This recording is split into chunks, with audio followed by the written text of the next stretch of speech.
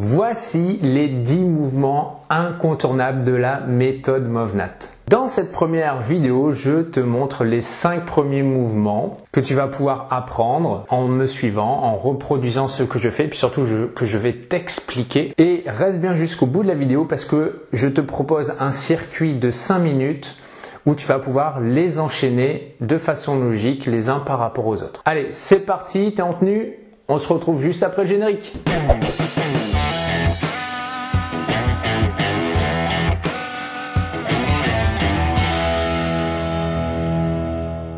Bienvenue sur Un Corps Vital, la chaîne où tu apprends à mieux manger, à mieux bouger et à mieux penser. À propos de penser, pense à t'abonner. Si tu fais ça, tu vas pouvoir recevoir chaque semaine des astuces, des tutos, des exercices, des recettes pour apprendre à te sentir mieux dans ton corps et dans ta tête. Allez, on passe tout de suite aux 5 mouvements.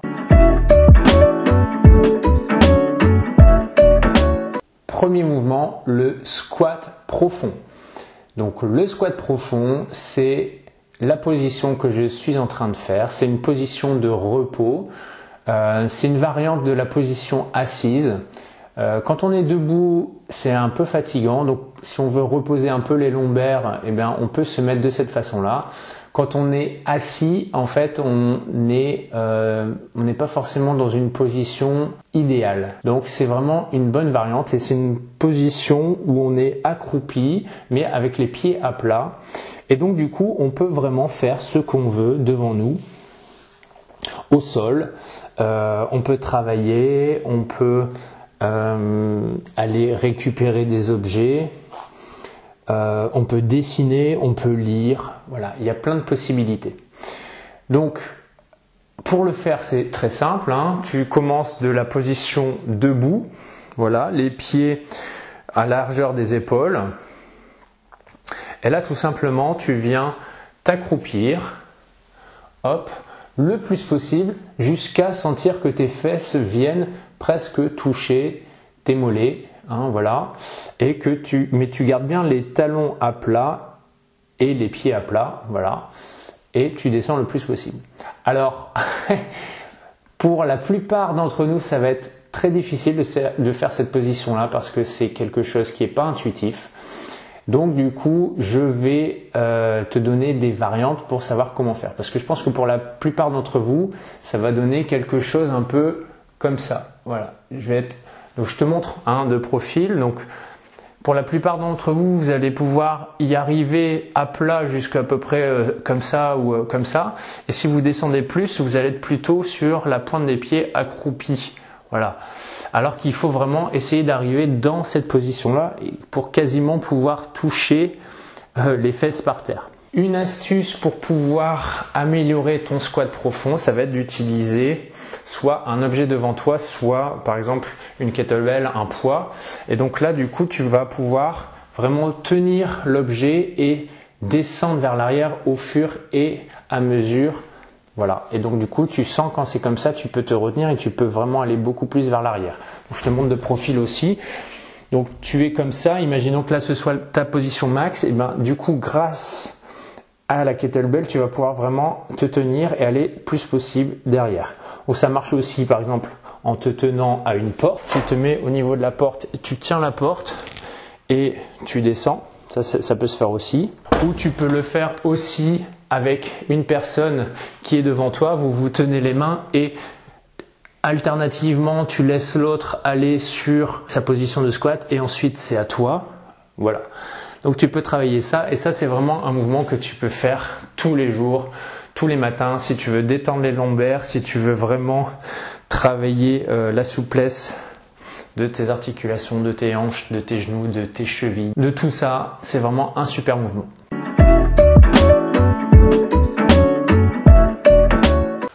Deuxième mouvement, le side bend sit. Donc c'est une façon de s'asseoir au sol. Il y a plein de façons de s'asseoir au sol. On peut s'asseoir au sol avec les jambes allongées, avec les jambes pliées, avec les jambes croisées. Et le side bend sit, c'est une variante qui permet de rester au sol un peu plus longtemps. Donc pour faire la position, tu pars de la position les jambes allongées, tu viens plier une jambe ici au niveau de ta cuisse.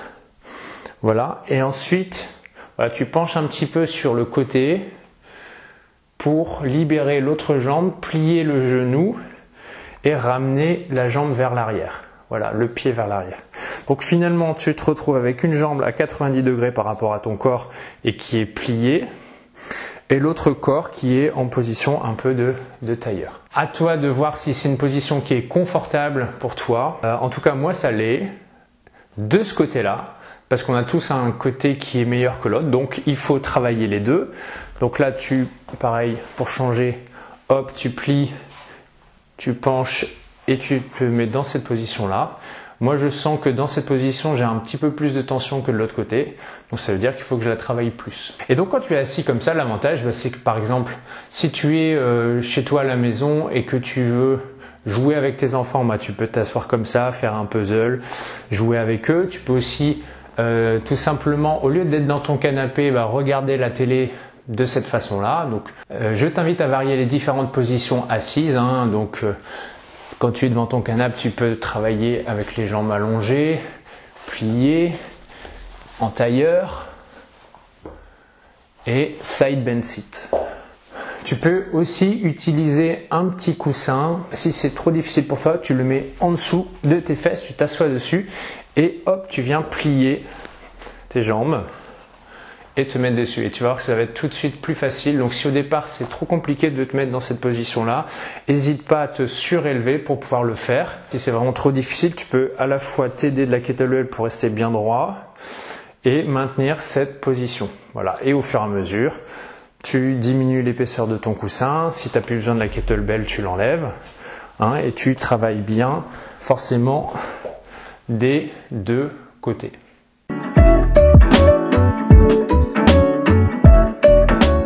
Le troisième mouvement, c'est un mouvement dynamique. Tu passes de la position squat profond à la position de deep kneeling, donc d'être agenouillé complètement. Donc, en fait, tu vas arriver dans cette position-là.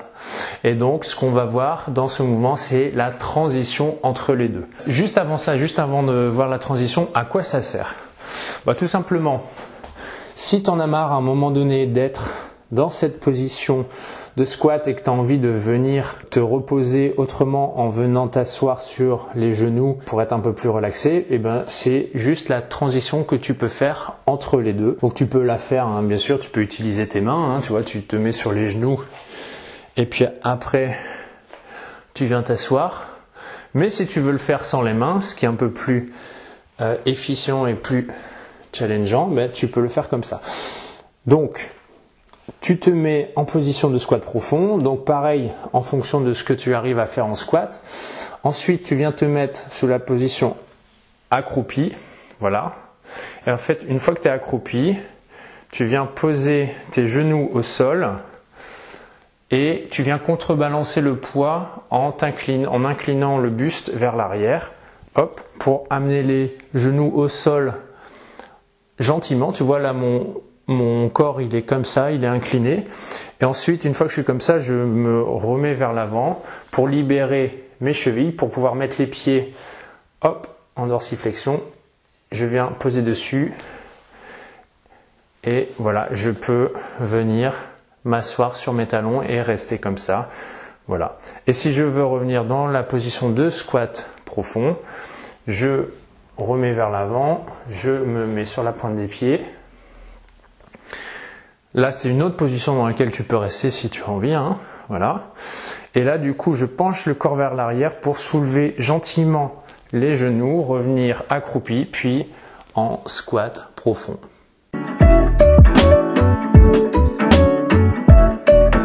Le quatrième mouvement, c'est la quadrupédie main-pied. Donc là, tu vois, je suis en équilibre sur mes deux mains et mes deux pieds. Et donc là, l'idée, ça va être d'avancer en tenant cette position. Avancer, donc d'évoluer en marche avant et en marche arrière. L'intérêt de ce mouvement, c'est de pouvoir avancer au sol en étant assez bas Et donc, imaginons qu'on soit, je sais pas, dans un petit tunnel, là où il y a un toit à peu près à cette hauteur-là, à 1 mètre. Ben là, du coup, tu peux évoluer comme ça. Voilà, tu peux évoluer à cette hauteur-là. C'est aussi intéressant si tu veux rester bas et pouvoir avancer rapidement.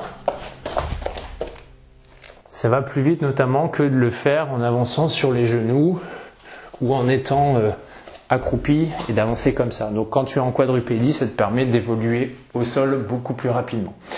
Alors on va voir tout de suite comment faire le mouvement. Donc la première chose, tu vas commencer avec les genoux qui touchent le sol. Donc tu te mets à 4 pattes tout simplement. Hop, tu te mets sur la pointe des pieds. En fait, tu vas utiliser ta main droite et ton pied gauche. Et après, tu inverses. En fait, c'est toujours de façon inversée. Donc toujours main droite qui avance, le genou gauche qui avance en même temps. Et ensuite, main gauche, genou droit. Droite, gauche, gauche, droite. Et tu fais pareil en arrière. Main gauche, jambe droite. Main droite, jambe gauche. Hop. Et tu alternes. Donc voilà. Donc entraîne-toi déjà à genoux à faire ça. Une fois que c'est bon, du coup, tu peux le faire en soulevant les genoux. Hop. Donc main gauche, jambe droite. Droite-gauche, gauche-droite, droite-gauche. Et pareil dans l'autre sens. Donc tu vas sentir, c'est quand même un exercice très physique. Il y a beaucoup de poids sur les poignets, sur les épaules. Ça sollicite les abdominaux, les quadriceps. Bon voilà, c'est un exercice de gainage dynamique hyper puissant. Donc je vais vraiment t'inviter à le travailler régulièrement pour améliorer ta condition physique.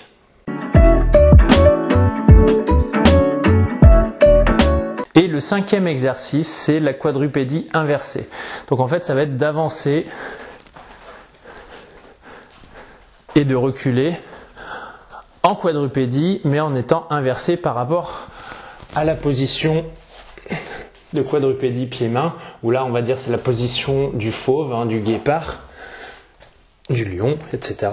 Là, hop, on est inversé. C'est la position du crabe. On avance dans cette position-là. Donc ça, c'est bien, notamment si tu veux faire des descentes. Imagine que tu es sur un terrain pentu et là, tu as une grosse pente. Et là, en fait, tu sais que si tu y vas debout, tu risques de te casser la figure. Donc là, je t'invite à mettre tes mains derrière, tes pieds et hop, tu descends comme ça, tranquillement. Voilà. Donc ça, c'est une bonne explication. Et inversement, si tu es sur un terrain et que d'un seul coup tu as une grande pente à monter, mais pareil, debout ça va être difficile, là tu peux le faire en quadrupédie et tu verras que tu monteras la pente beaucoup plus facilement. Donc la quadrupédie inversée, pour commencer, tu viens t'asseoir au sol, les jambes pliées, tu mets tes mains derrière. Alors l'orientation de tes mains, c'est selon tes préférences. Ça peut être les mains devant, les mains sur le côté, les mains derrière, bien que les mains derrière ne soient pas le plus pratique. Moi, je mets les mains plutôt devant ou entre devant et sur le côté et hop, je me soulève. Donc déjà, rien que le fait de tenir cette position-là, c'est déjà assez physique. On sent le poids du corps, on sent que ça tire au niveau des bras, au niveau des épaules, au niveau des triceps, des coudes. Et donc là, en fait, tu vas avancer. Donc tu vas avancer toujours pareil de façon inversée, pied droit, main gauche en même temps et pied gauche, main droite. Donc tu peux aussi t'entraîner déjà à vide, tu peux déjà rester en équilibre comme ça. Hop, et tu inverses. Bon, déjà ça, tu vois, c'est un bon exercice de fitness. Bon, c'est pas un mouvement naturel, mais ça te permet de comprendre comment avancer. Parce qu'une fois que tu as ça, il suffit juste d'avancer et hop, tu as déjà trouvé le mouvement. Tu vois? Hop, hop. Donc en avant, en arrière. Et donc après, sans soulever en exagérant, bah, tu peux y aller.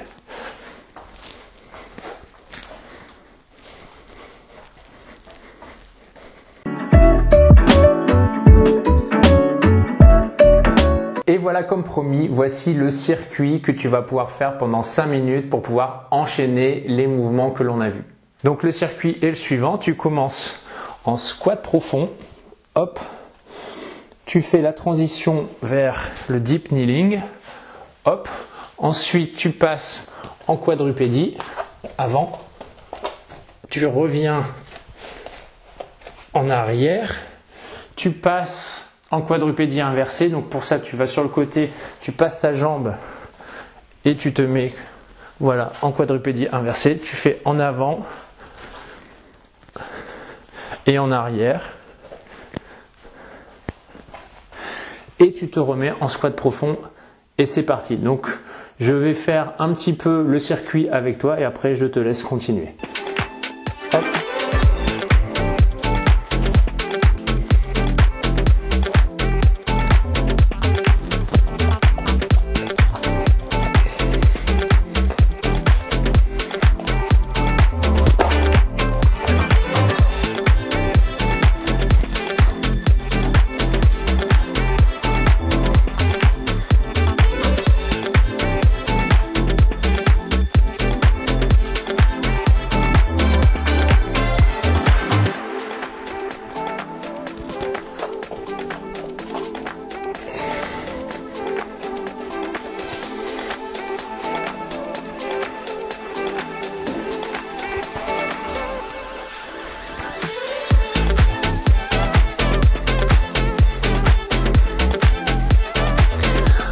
Voilà, tu as compris l'idée, maintenant à toi de continuer.